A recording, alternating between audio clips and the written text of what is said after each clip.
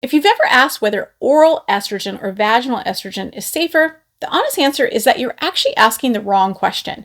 And the confusion is keeping a lot of women over 40 either scared of a particular treatment or they're stuck on the wrong one because it's not working. So in this video, I'm going to show you the real difference between these two types of estrogen, which one is generally considered lower risk, and exactly how to know which one is the one right for you. I'm Dr. Jen, a double board certified OB-GYN and integrative medicine doctor. Here's the reframe that changes the whole conversation. Oral and vaginal estrogen are not the two versions of the same treatment. They do completely different jobs, and they are actually dosed very, very differently. So once you understand that, the safety question almost always answers itself. And you'll see why the option most women are afraid of is actually the safest one between both. So here's the one idea that unlocks everything. It comes down to the concept of systemic versus local. So oral estrogen is systemic. You swallow a pill, it's absorbed through your gut, and it travels your whole body to treat your whole body symptoms. Things like hot flashes, night sweats, sleep and mood problems. Vaginal estrogen is local. It is very local, and it's done in very low doses. Things like creams, tablets, rings, these are things that you insert. You place it right where you need it, where the problem is. If it's the vagina, the bladder, urethra, all of those tissues are affected by vaginal estrogen. That's something we call genitourinary syndrome of menopause, GSM. So anything in the downstairs region. And this piece matters the most for safety. When you swallow estrogen via an oral route, it has to go through your liver. It reaches the rest of the body after making a first pass through the liver. That first pass through the liver is where systemic risk comes from. Vaginal estrogen, because the dose is so small and it really is just at that local tissue, it barely raises estrogen levels. So it's not considered systemic. Same hormone, totally different exposure. It depends on the tissue that you're using it for. That simple fact is at the heart of the safety question. Oral estrogen, the systemic option, and let me be fair, oral estrogen is really, really safe, and a lot of women can use it, and it is very useful and very inexpensive. If your main problems are hot flashes, night sweats, sleep problems, mood changes, you need a systemic estrogen, and a pill can do just that. It's a great option. But because of the first pass liver effect, oral estrogen can modestly raise the risk of blood clots. It can also raise your triglyceride levels, sometimes affect things like your gallbladder emptying.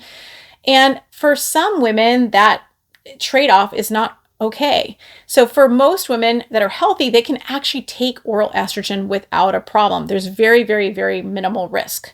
It's completely safe for most women. But if you have a personal or a family history of blood clots or other risk factors, like maybe you're smoking and you're over the age of 40, you need to discuss with your doctor because oral route may not be for you, or you may need to have a full workup before you can use an oral route. These are things you need to consider with your doctor based upon your specific risks. But vaginal estrogen, this is the one. It's safe for pretty much everyone. I mean, I honestly can't think of anybody who can't use it. And people are really nervous about it. It's honestly the one I wish more women were very comfortable with. Even breast cancer patients can use vaginal estrogen. It treats GSM, genitourinary syndrome of menopause. These are things like vaginal dryness, burning, painful sex, irritation in the vulva and the vagina, recurrent UTIs, urgency, symptoms where you have to feel like you have to use the restroom all the time. Because this dose is tiny and it's local, it does meaningful work and it raises your whole body.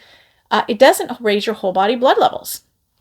Major menopause guidelines have considered low dose vaginal estrogen to be safe for pretty much everyone. Here's the catch though, because it's local, it's not going to fix your systemic symptoms like hot flashes. It won't protect bones, it won't protect your brain, and it won't help you with things that are going to be more systemic. So here's what people are mostly not told.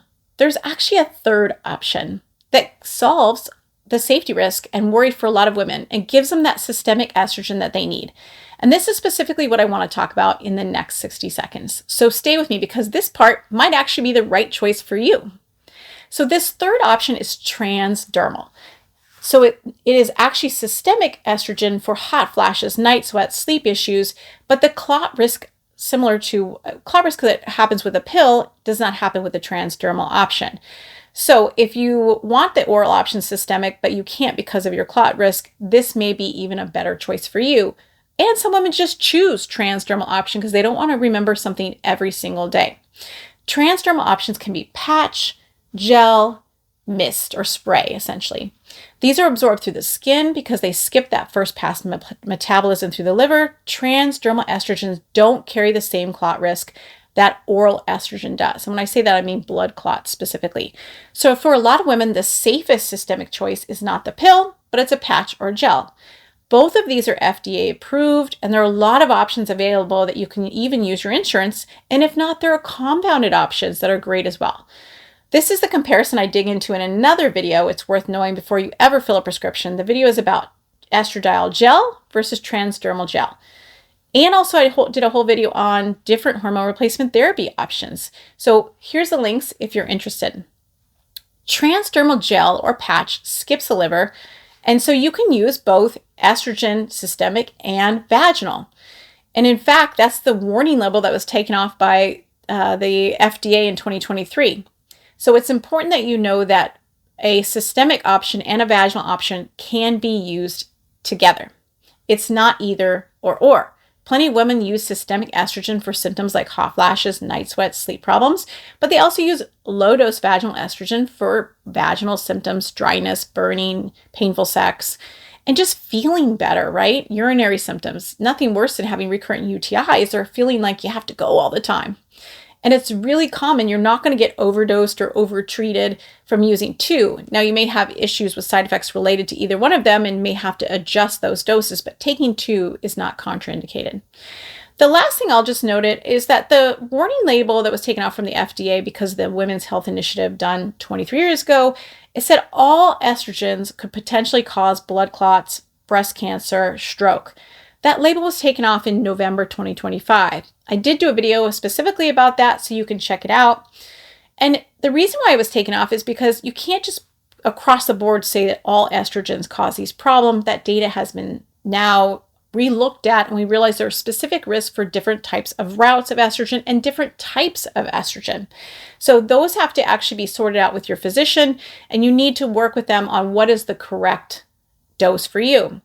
The mismatch that happened due to that study has scared so many women away from safe, life-changing medications and is finally getting the scrutiny it deserves so women can safely get on both systemic and vaginal estrogen and don't have to choose between one or the other. So hot flashes, night sweats, mood issues, bone protection, brain protection, all of these are systemic estrogens for either transdermal or oral routes. And local symptoms like vaginal dryness, painful sex, recurrent UTIs can be done by a low-dose vaginal estrogen. Both sets of symptoms can be treated, and you can use both. If you have a history of breast cancer or clots, please treat this as a personalized conversation to have with your own clinician, because there are a lot of nuances to where you are in your treatment of breast cancer. What does your oncologist feel like related to what you have to do going forward? It's important that you have a good a good organized treatment, and it's important that all your physicians are looped in. So if you remember one thing from this video, make it this: the safest estrogen is the one that matches your symptoms and your risk profile.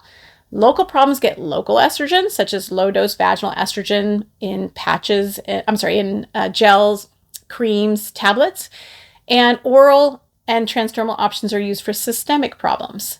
Safety is important, but it's important to understand it's about the whole picture and the right tool for the job.